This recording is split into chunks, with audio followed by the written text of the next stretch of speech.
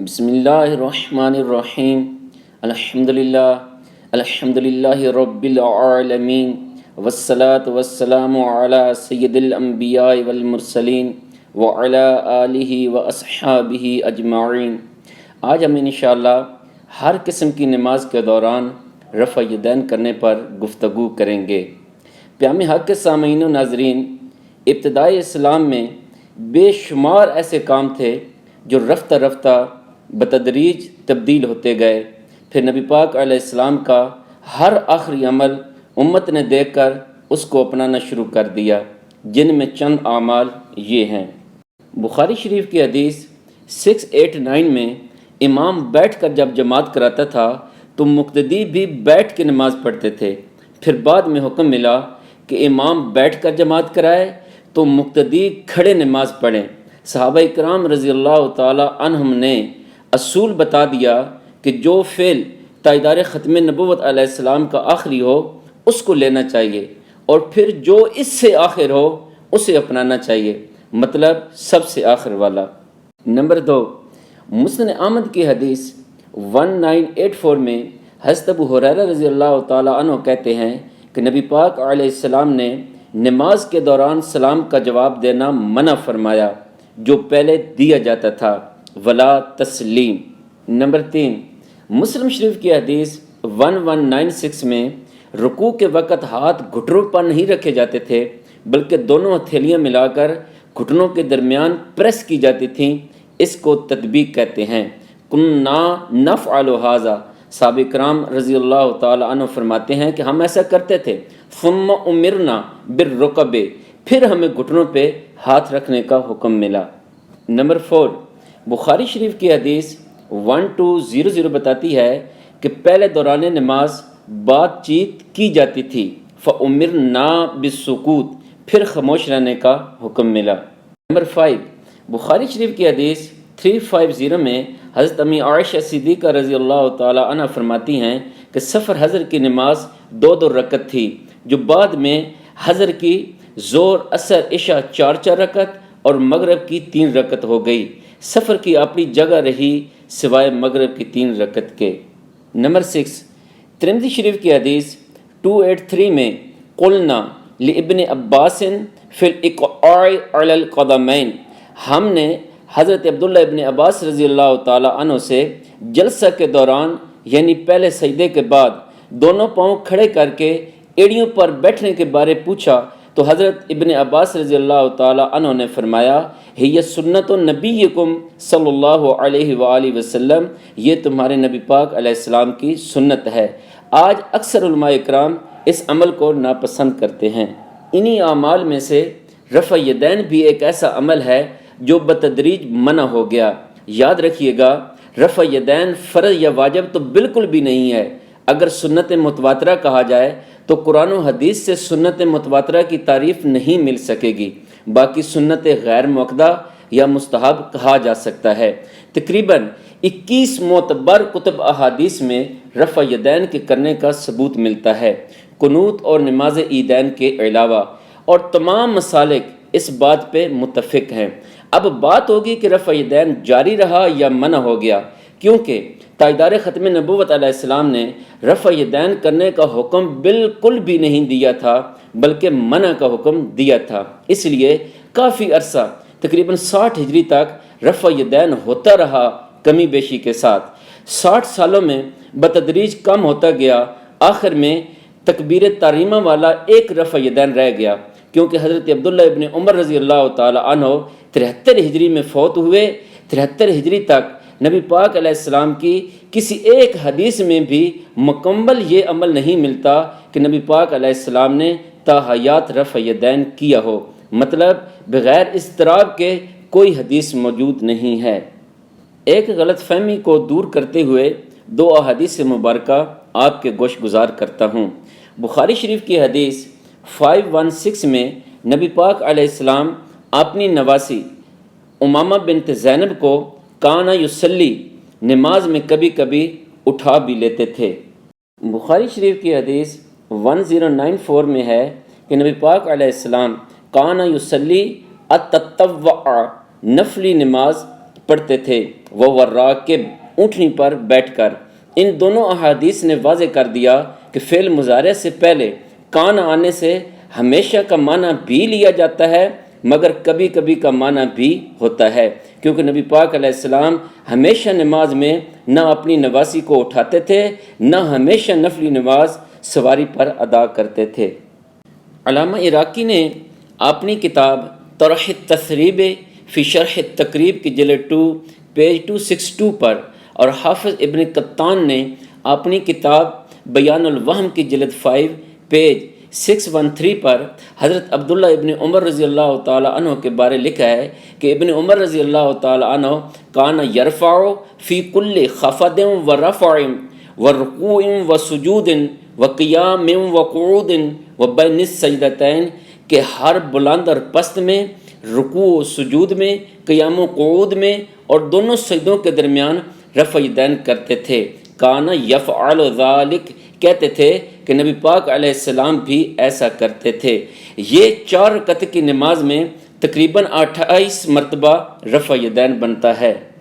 امام طبرانی رحمۃ اللہ علیہ نے اپنی کتاب المعجم الکبیر کی جلد 22 پیج 42 حدیث نمبر 104 پر لکھا ہے کہ حضرت وائل بن حجر رضی اللہ تعالیٰ عنہ فرماتے ہیں، میں نے نبی پاک علیہ السلام کے ساتھ نماز پڑھی تو آپ علیہ السلام اذا خفض و اذا رفع، اٹھتے بیٹھتے وقت ہر تکبیر کے ساتھ رفع یدین کرتے تھے۔ سنن دارقطنی کی جلد 2 پیج 41 حدیث 1118 پر حضرت عبداللہ ابن عمر رضی اللہ تعالیٰ عنہ کے بارے لکھا ہے کہ آپ رضی اللہ تعالیٰ عنہ جس بندے کو دیکھتے کہ لا یرفع یدیہ کلما خفض و رفع، کہ ہر اٹھنے بیٹھنے کی جگہ نماز میں جو رفع یدین نہ کرتا اس کو حسبہ، کنکریاں مارتے تھے۔ علامہ رئیس ندوی کی کتاب رسول اکرم علیہ السلام کا صحیح طریقہ نماز کے پیج 371 پر سنن ابن ماجہ شریف کی حدیث 865 لکھی ہے۔ حضرت عبداللہ ابن عباس رضی اللہ تعالیٰ عنہ فرماتے ہیں کہ تاجدار ختم نبوت علیہ السلام کان یرفع یدیہ عند کل تکبیرہ، نماز میں ہر تکبیر کے ساتھ رفع یدین فرماتے تھے۔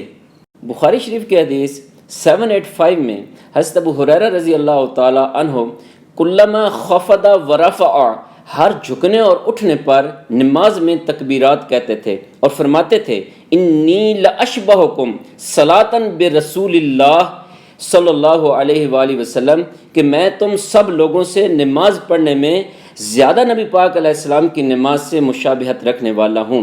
پیام حق کے سامعین و ناظرین، علامہ رئیس ندوی نے اپنی اسی کتاب کے پیج 334 پر مسند احمد، طحاوی اور دیگر کتب کا حوالہ دیتے ہوئے لکھا ہے کہ حضرت ابو موسیٰ اشعری رضی اللہ تعالی عنہ نے فرمایا، ایک دن حضرت مولا علی پاک علیہ السلام نے ہمیں نماز پڑھائی تو عہد نبوی علیہ السلام والی نماز کی یاد تازہ کرا دی، کیونکہ ما ترکناہا، اس کو ہم نے بھول کر یا عمدن چھوڑ دیا تھا کہ نبی پاک علیہ السلام نماز میں ہار اٹھنے اور جھکنے پر تکبیرات کہتے تھے۔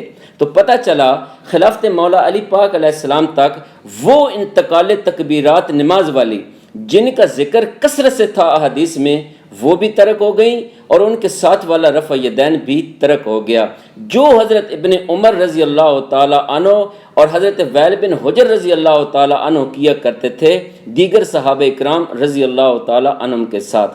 اب مزید گفتگو ہوگی رکوع اور سجود کے رفع یدین پر۔ جز رفع الیدین کے پیج 81 پر حضرت امام بخاری رحمۃ اللہ علیہ نے لکھا ہے کہ حضرت مجاہد، طاؤس اور قیس بن سعد رحمۃ اللہ تعالی علیہم رکوع اور سجود میں رفع یدین کرتے تھے۔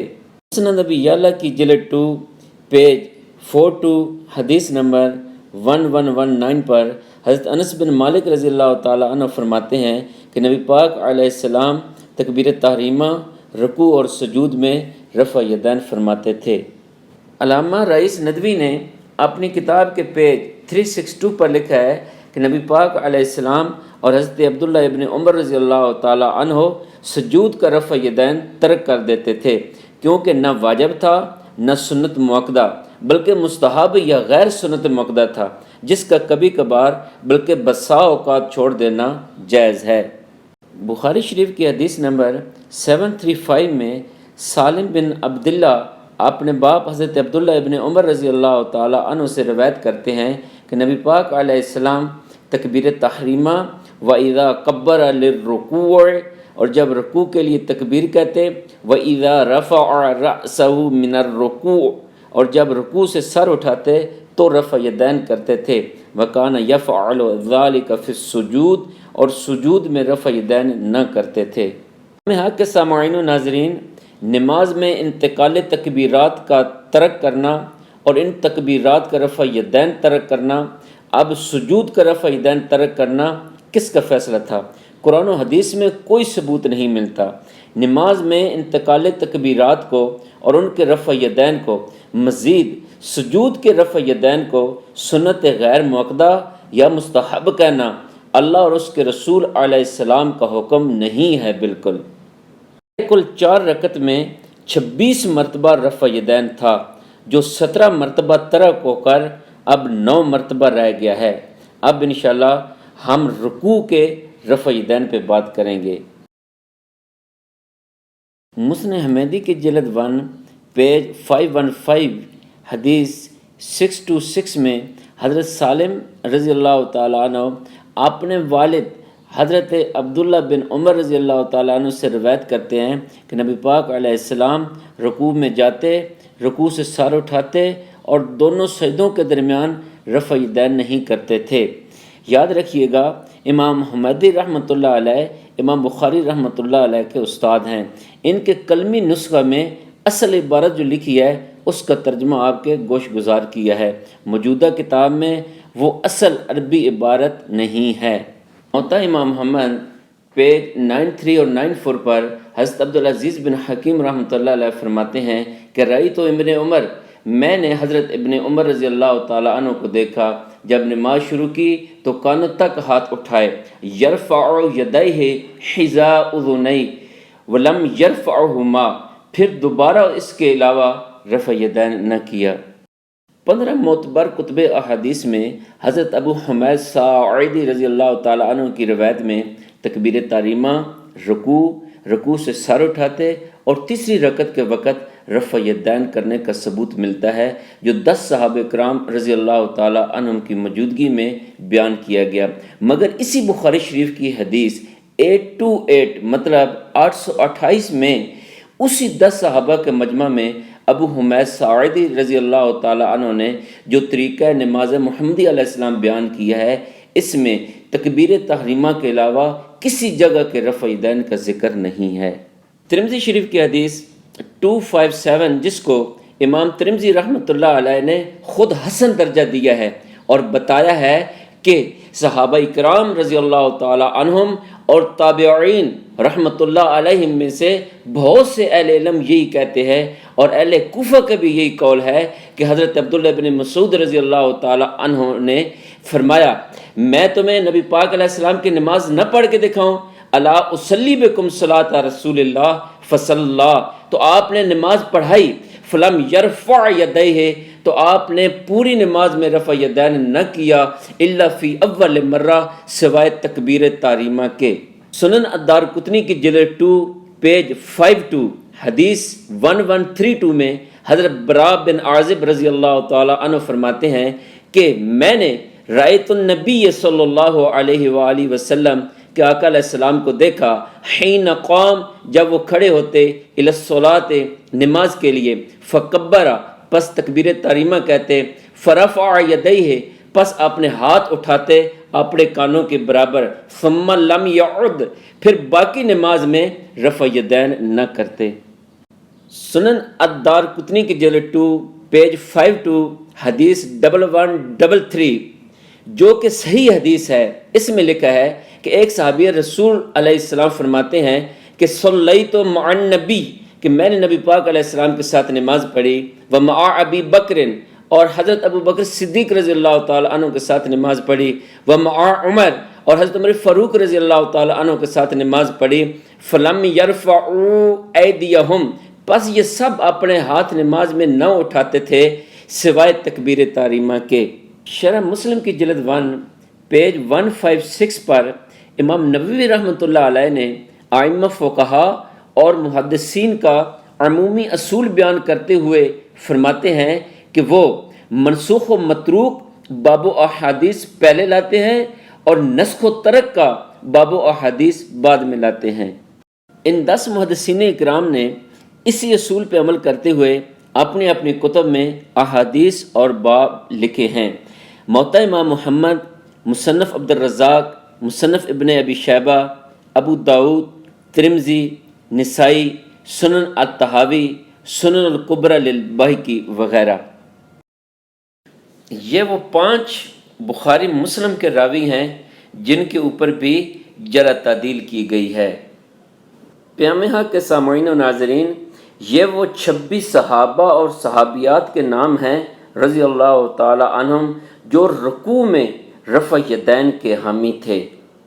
کوفہ میں کتنے صحابہ اکرام رضی اللہ تعالی عنہم مقیم تھے؟ تقریباً 1500، جن میں 800 بیت رضوان والے اور 70 بدری، باقی 630 تھے۔ اسی کوفہ اور انہی صحابہ کرام رضی اللہ تعالی عنہم میں حضرت عبداللہ ابن مسعود رضی اللہ تعالی عنہم بھی رہتے تھے، جن کو حضرت عمر فاروق رضی اللہ تعالی عنہ نے کوفہ والوں کی فرمائش پر بھیجا تھا تاکہ دین کی تعلیم جاری رہے۔ یہ وہ 10 تابعین رحمت اللہ تعالی علیہم ہیں جو سجود میں رفع یدین کے قائل تھے۔ حضرت عقبہ بن عامر رضی اللہ تعالیٰ عنہ فرمایا کرتے تھے کہ جو شخص رکوع میں رفع یدین کرے گا تو ہر رفع یدین کے بدلے اسے 10 نیکیاں ملیں گی۔ ہمارے اس ندوی نے اپنی کتاب کے پیج 406 پر لکھا ہے کہ جن صحابہ اکرام رضی اللہ تعالی عنہم نے رکوع کے رفع یدین کو مستحب سمجھا، وہ کبھی کبھار بلکہ بسا اوقات اسے چھوڑ بھی دیتے تھے، کیونکہ مستحب کا چھوڑ دینا جائز ہے۔ مسلم شریف کی حدیث 970 اور 971 میں نماز کے دوران سلام کہتے ہوئے رفع یدین سے منع کیا گیا۔ نمبر 1، اس حدیث کا راوی عبید اللہ ہے۔ نمبر 2، حدیث میں الفاظ السلام علیکم کے موجود ہیں۔ نمبر 3، یہ نماز نبی پاک علیہ السلام کے ساتھ ادا ہو رہی تھی۔ نمبر 4، ولا یومی بیدہ، ہاتھ سے اشارہ نہ کرنے کا لکھا ہے۔ ان دونوں احادیث کی روایت اور درایت مختلف ہے، جبکہ نسائی شریف کی حدیث 1185 میں نماز کے دوران نماز والے رفع یدین سے منع کیا گیا، اور اسکنوا فی الصلاۃ کے الفاظ ہیں کہ نماز میں سکون سے رہو۔ نمبر 1، اس کا راوی تمیم ہے۔ نمبر 2، نماز ہو رہی تھی تو اوپر سے نبی پاک علیہ السلام کا گزر ہوا، داخل علینا۔ نمبر 3، اس میں السلام علیکم کے الفاظ نہیں ہیں۔ نمبر 4، رافعین ایدیہم لکھا ہے۔